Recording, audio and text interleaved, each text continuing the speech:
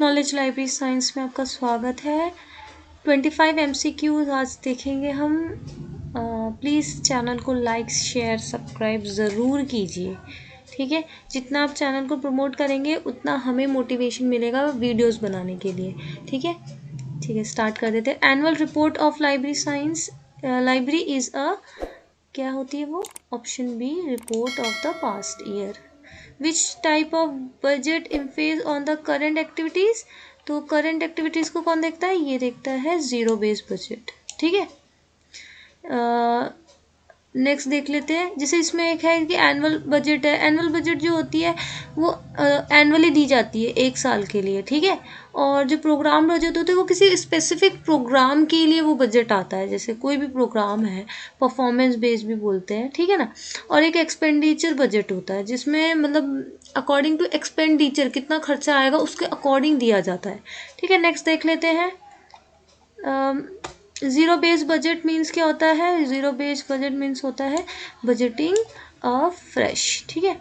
What is budget? Budget क्या है? तो बजट है annual estimated of income and expenditure. Budget के अंदर इनकम और एक्सपेंडिचर के बारे में बताया जाता है। बेसिकली रिपोर्ट होती है। What is the main source of income for public library? Public library का जो सोर्स है वो क्या है भाई? पब्लिक लाइब्रेरी को लाइब्रेरी सीज से मिलता है, वो फाइन वगैरह भी लेती है थोड़े बहुत, बट दैट्स नॉट इनफ जिस हिसाब से पब्लिक लाइब्रेरी वर्क्स करती है। तो उसका जो मेन सोर्स है ना वो गवर्नमेंट ही है, गवर्नमेंट फंड देती है, ठीक है ना। मतलब बेसिकली पब्लिक लाइब्रेरी जो होते हैं वो सेंट्रल के हाथ में होते हैं, सेंट्रल गवर्नमेंट के हाथ में भी होते हैं और कुछ स्टेट गवर्नमेंट के हाथ में भी होते हैं, ठीक है। Which is the main source of income for academic library? तो एकेडमिक लाइब्रेरी का जो सोर्स होता है ना वो आता है यूजीसी से, ठीक है। और वैसे एकेडमिक लाइब्रेरीज में तो क्या कहते हैं, बच्चों से जैसे कॉलेजेस वगैरह में ना फीस वगैरह ली जाती है, बॉयज़ फंड के नाम पे लिया जाता है। ऐसा नहीं कि नहीं लिया जाता, उसमें भी होता है लाइब्रेरी का budget, but basically UGC he fund देता है। और फाइन्स वाइन्स पर वो उतना बजट नहीं होता जितना कॉलेज लाइब्रेरी बोलो या फिर किसी यूनिवर्सिटी लाइब्रेरी में जितना ज़रूरत पड़ती है ना उस हिसाब से नहीं होता, ठीक है। पर स्कूल लाइब्रेरी का चल जाता है बट नॉट कॉलेज और यूनिवर्सिटी लाइब्रेरी, ठीक है। तो उसके लिए यूजीसी से फंड वगैरह आते हैं। इनकम जो इनकम सोर्स है वो वहाँ से आती है एकेडमिक लाइब्रेरी की। नेक्स्ट देख लेते हैं। Fund for special libraries are provided from. जो स्पेशल लाइब्रेरी होती है वो एक पर्टिकुलर, पहले तो ये समझ लेते हैं स्पेशल लाइब्रेरी होती क्या, वो एक पर्टिकुलर सब्जेक्ट से रिलेटेड होती है। क्या होती है? एक पर्टिकुलर सब्जेक्ट से रिलेटेड होती है, ठीक है। तो इनका जो एड होता है ना, इनका जो फंड आता है वो आता है पेरेंटल ऑर्गेनाइजेशन को, बिकॉज जो स्पेशल लाइब्रेरीज होती है वो एक ऑर्गेनाइजेशन के अंडर होती है। जैसे आप ले सकते हैं एग्जांपल, कोई लॉ यूनिवर्सिटी है तो उसकी लॉ लाइब्रेरी हो गई, ठीक है ना। और जैसे ले सकते हैं जैसे हिस्टोरिकल हो गई, या ICHR है, ICSSR है, इन सब की जो लाइब्रेरीज हैं वो क्या है, वो एक सब्जेक्ट स्पेसिफाइड है, तो वो स्पेशल लाइब्रेरीज हो गई। और उनका जो फंड आता है वो उनकी पेरेंटल बॉडी उन्हें देती है, ठीक है। नेक्स्ट क्वेश्चन देख लेते हैं।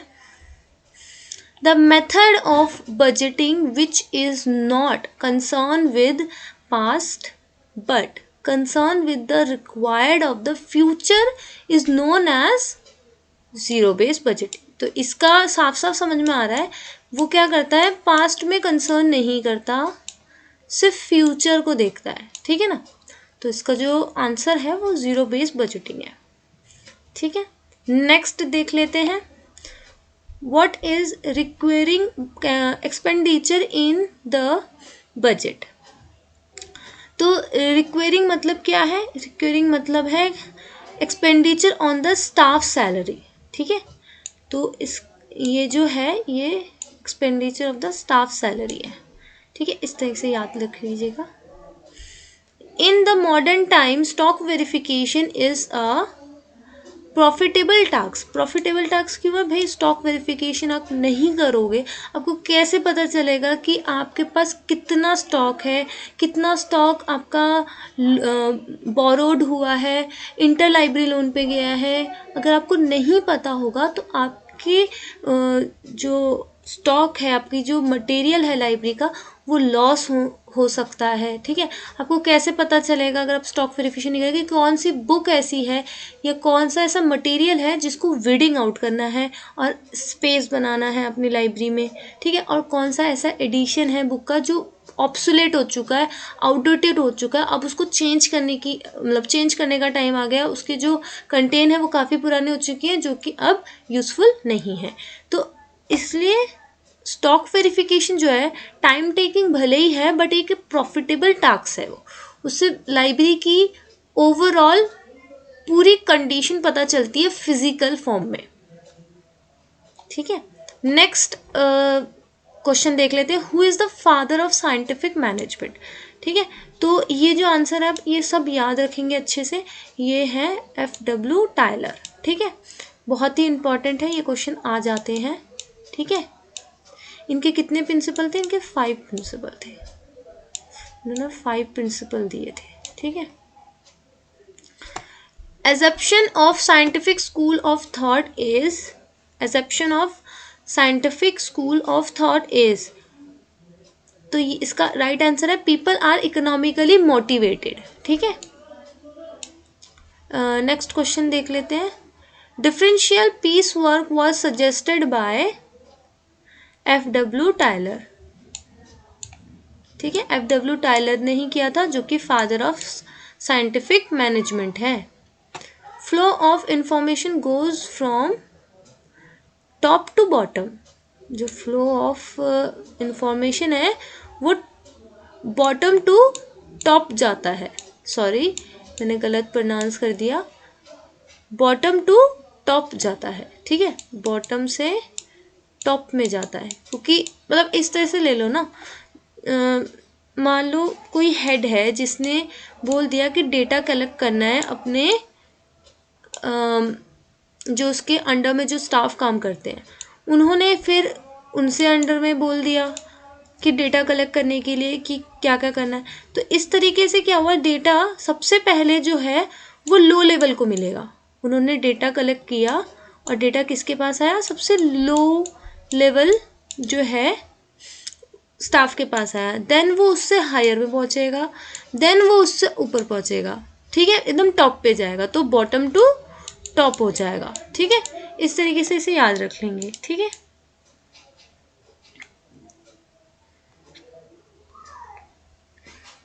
नेक्स्ट क्वेश्चन देख लेते हैं, 14 principle of management are identified by. 14 principle किसके थे? ये बहुत मोस्ट इम्पॉर्टेंट है, ये आते ही आते हैं। ऑप्शन ए इसका राइट आंसर है, हेनरी फिलॉय। ठीक है, इसे आप याद रखिएगा। ठीक है, नेक्स्ट क्वेश्चन देख लेते हैं, management by objective is introduce by Peter Drucker. Peter Drucker ने किया था, इसको MBOB बोलते हैं शॉर्ट फॉर्म में। ठीक है, next question, esprit de corps employees means unity of command. Basically ये जो है ये यूनिटी के ऊपर बात करता है। ठीक है, ये भी बहुत इंपॉर्टेंट क्वेश्चन है, ये आते हैं। Which of the following is the factor of planning? कौन सा फैक्टर है? फोरकास्टिंग। फोरकास्टिंग जो है फैक्टर है प्लानिंग का। ठीक है, father of classical school is, classical school कौन है? तो ये है हेनरी फिलॉय, जिनके 14 प्रिंसिपल हैं, क्या है? मैनेजमेंट के। ठीक है, मैनेजमेंट के 14 प्रिंसिपल है। नेक्स्ट क्वेश्चन देख लेते हैं, task and bonus system is developed by. Task and bonus system is developed by Henry L Gantt. Henry L Gantt ने ये डेवलप किया था। Dash consider everyone as a physiological being. तो इसका जो राइट आंसर है वो है human relation school consider everyone as a sure physiological being. हम लोग क्या है? Sure physiological being. Next question देख लेते हैं। Dash in scientific management attention is focused upon.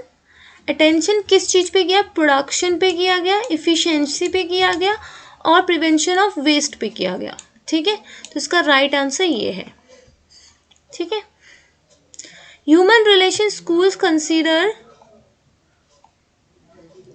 क्या कंसीडर करते हैं? वो कंसीडर क्या करते हैं? तो जो इसका राइट आंसर है वो है informal group in the formal organisation. इसका राइट आंसर है informal group in the formal organisation. Next question देख लेते हैं। The term scientific management was coined by, किसने किया था? लूसी ब्रांडीज ने किया था। ठीक है, ये याद रखेंगे हम लोग। General system theory is developed bye, तो ये किसने किया था? ये किया था लुडविग वॉन बटरलैंडफाई। ठीक है, याद रखेंगे हम। आज के हमारे 25 क्वेश्चंस हो गए। ठीक है, तो अब मैं नेक्स्ट वीडियो में आऊँगी विथ 25 क्वेश्चंस। तब तक के लिए थैंक यू। चैनल को लाइक शेयर सब्सक्राइब कीजिए, प्रमोट कीजिए चैनल को, जिससे हमें मोटिवेशन मिले और वीडियोस बनाने की। ठीक है, थैंक यू।